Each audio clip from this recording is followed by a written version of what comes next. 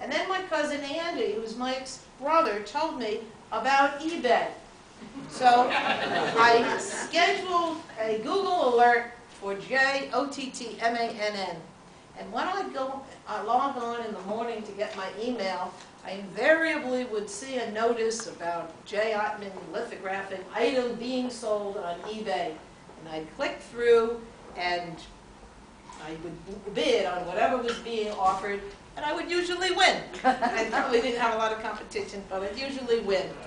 And then these things would arrive in the mail in these different packages from different sellers around the country, and I pretty much put them in a shopping bag in the linen closet where they would gather. Now, two things happened this winter.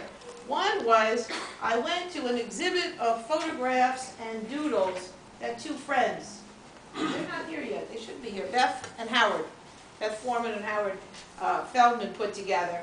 Just two friends, and one of them had their photographs on one side of the room, and the other one had the doodles, and they had a food and a bar and what have you, and it was a lot of fun, and I said, what a great idea. Then I go to dinner a few weeks later at my friend Charlotte's house, and Charlotte says, meet my friend David, who's sitting over there in the blue shirt, and he said, David keeps his games here. And I go over to the dining room table, and there he's got all his games lined up, and he's proudly showing me his games. And I said, yeah, I know something about these games. I'm related to J. Ottman lithographing.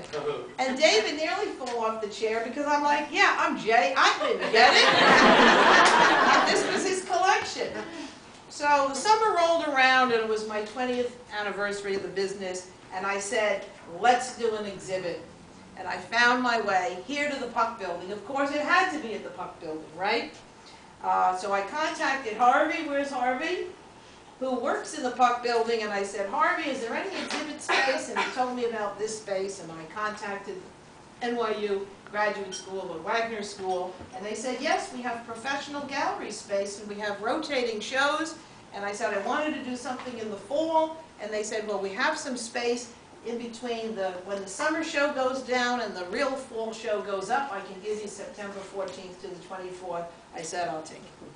And that's how we're here. Now, I also needed a curator. So I called the New York Historical Society, and I said, I want to talk to the person in charge of Puck. And they put me through to Marilyn Kirchner. And I said, Marilyn, will you curate my show? So she comes over one day, and I pull out the shopping bag in the closet, and she says, this is pretty good stuff. You can do a show, and she'll tell you more. And then, of course, I invited David to display some of his games. So, before Marilyn comes up, and she's going to tell us a little bit about this show, I just want to say a few thank yous. First of all, to the folks here at the Wagner School, Graduate School of Public Service. Frankie was here a little while ago with the red and orange shirt. Tremendously helpful, just helping me pull this all together. Stephanie Timonian was here earlier. Many of you know Stephanie. She did all the graphic design work. The big Puck thing, the invitations, it was her idea to do what fools these mortals be at the bar, and all the labels, all these labels she had to do. Then the frames, we were talking about the frames were done by a wonderful framer in Brooklyn who was recommended to us by the Paper Conservatoire at the Brooklyn Museum. When you're dealing with paperworks from 1880, you can't fool around with framing. You've got to do the acid-free mats. You've got to have black glass, not plexiglass. You can't touch the glass. I learned so much about that project. The folks who are the caterers tonight at Grey Dog, let's say thanks to the guys who did the catering.